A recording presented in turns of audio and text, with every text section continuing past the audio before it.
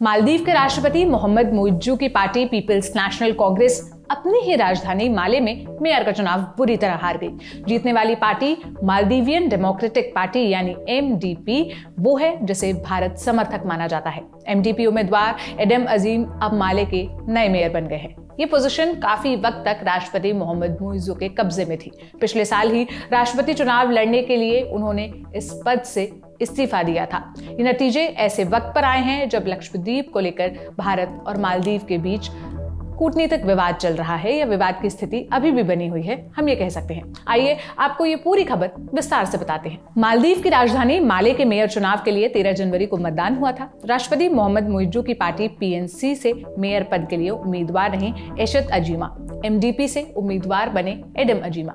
41 बॉक्सों की गिनती के बाद एडम अजीमा ने 5303 वोट पाए, जबकि एशत को 3301 वोट ही मिल सके। जीतने पर अजीम ने कहा कि उनकी जीत माले के सभी निवासियों की जीत है। मिहारू न्यूज से बात करते हुए अजीम ने उन लोगों का आभार व्यक्त किया जिन्होंने उनका समर्थन किया और चुनाव में उन्हें वोट दिया। उन्होंने एमडीपी के नेतृत्व और अभियान से जुड़ी टीमों का भी धन्यवाद दिया।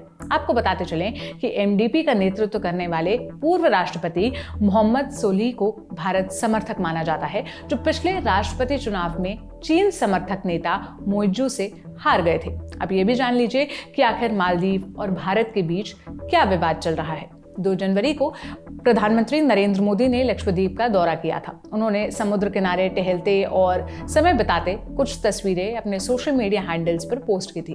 प्रधानमंत्री ने लक्षद्वीप का प्रचार भी किया था। लिखा था कि घुमक्कड़ों को लक्षद्वीप जाना चाहिए। इस पर मालदीव के एक मंत्री ने कह दिया कि भारत के तट मालदीव के समुद्री तटों के सामने कुछ नहीं है। मालदीव के 2 और मंत्रियों ने भी गलत बयानबाजी की और यहीं से विवाद शुरू हुआ। भारत ने मालदीव सरकार के सामने देश की युवा अधिकार, सूचना और कला उप मंत्री मरियम शियोना की टिप्पणी पर आपत्ति दर्ज करवाई। मालदीव के अंदर भी इन टिप्पणियों को लेकर खूब विरोध हुआ। मालदीव सरकार ने भारत के खिलाफ बयान देने वाले तीनों मंत्रियों यानी मरियम शियोना, मालशा और हसन जिहान को सस्पेंड कर दिया और खुद को तीनों के बयान से अलग भी कर दिया।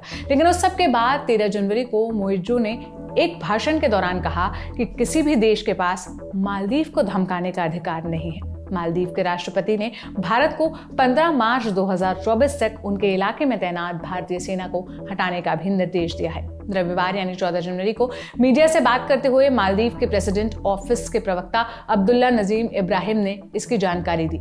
उन्होंने कहा, भारतीय सैनिक मालदीव में नहीं रह सकते। राष्ट्रपति मुइज्जू और उनकी सरकार की यही नीति है। मालदीव के मीडिया ने वहां की सरकार के हवाले से बताया कि मालदीव में फिलहाल 88 भारतीय सैनिक मौजूद हैं। दोनों देशों के बीच सैनिकों को हटाए जाने से जुड़ी बातचीत के लिए हाई लेवल कमेटी बनाई गई है। इस कमेटी ने रविवार को मालदीव के विदेश मंत्रालय के साथ पहली बैठक की। इस मीटिंग में भारत के हाई कमिश्नर मोनू महावर भी मौजूद रहे। इस केस पर द लल्लन टॉप की नजर बनी हुई है। जो भी अपडेट आएगा हम आप तक जरूर पहुंचाएंगे। बाकी आप क्या राय रखते हैं हमें कमेंट सेक्शन में जरूर बताइएगा। सारी जानकारी मेरी साथी ज्योति ने जुटाई थी। मेरा नाम सोनल है। लल्लन टॉप देखते रहिए। शुक्रिया।